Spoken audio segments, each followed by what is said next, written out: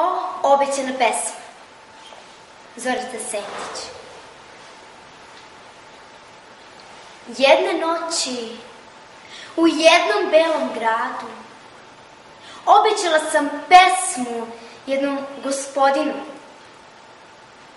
Moja velika dilema, koja da bude tema?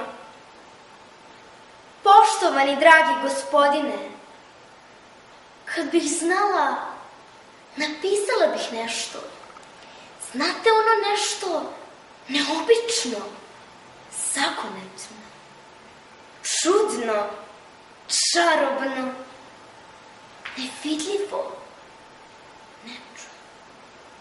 Lepo, ludo, neupipljivo, ono nešto veselo, što bi vas obradovalo, što bi vas iznenadilo, što bi se pamtilo večno.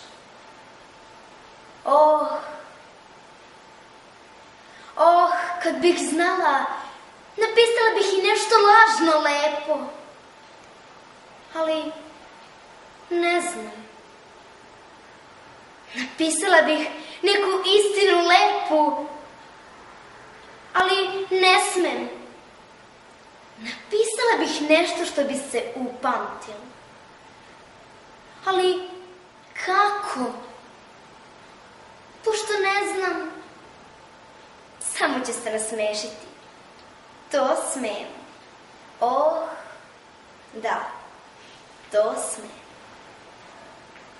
A vi pročitajte to što ne piše, poštovani dragi gospodine.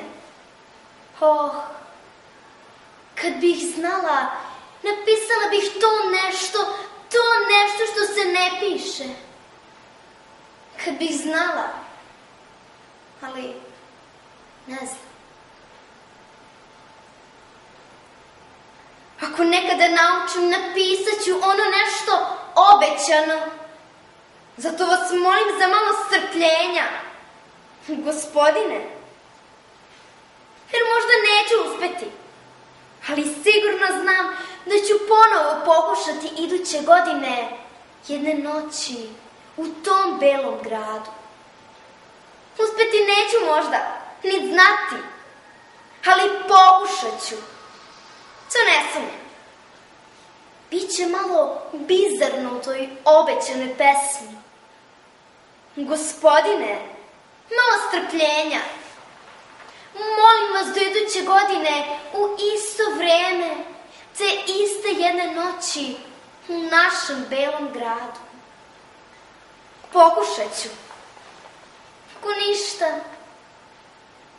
napisat ću bar jednu kraću pesmu, dragi moj filozofe, dragi pišče, jer to što vi tražite, to se ne može kada se hoće, još manje kada neko poželi. Pisati je kao voleti, treba da je suđeno da se dvoje zavole. Suđeno ili ne, obećano. Obećala sam, održat ću reč. Gospodine, ja vas poštujem, jer i pre i posle ljubavi ostaje reč. Zaboravit ću reč koju sam te cele noći tražila. Onu reč sa trajnom lepotom. Našla sam zavičaj.